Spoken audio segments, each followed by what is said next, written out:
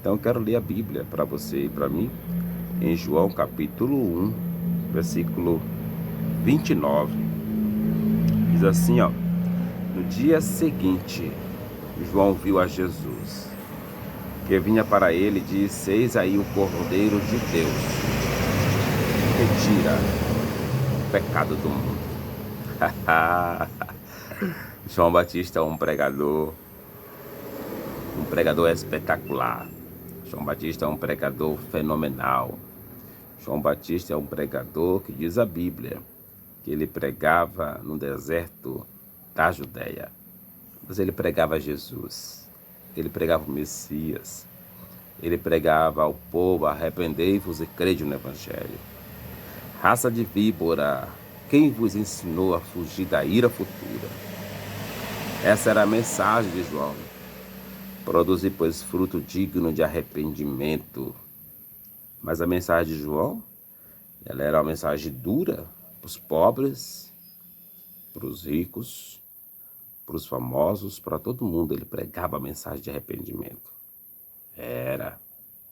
Agora, diz a Bíblia aqui que ele viu Jesus, ele conheceu Jesus pessoalmente.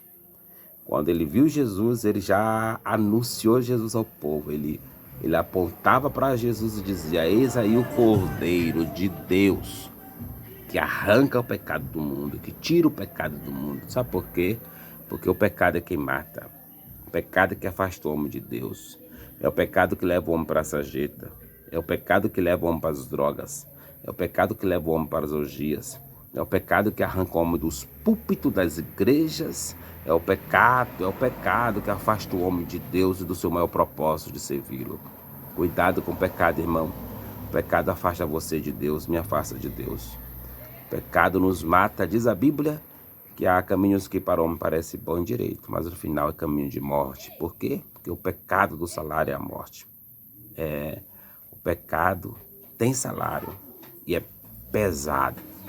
É a morte do homem. É a morte espiritual, é a morte física. Então, cuidado. Se lembre da mensagem de João. Jesus é o Cordeiro de Deus, que arranca, que tira o pecado do mundo. Meu irmão, se converta ao Senhor. E você que é convertido, cada dia mais se volte para Deus. E se afaste do pecado. Se entregue a Jesus. Quando você se entrega a Jesus, dia a dia, todos os dias você busca o Senhor vai purificar os seus pecados e te levar para Deus cada vez mais. Deus te abençoe, meu irmão.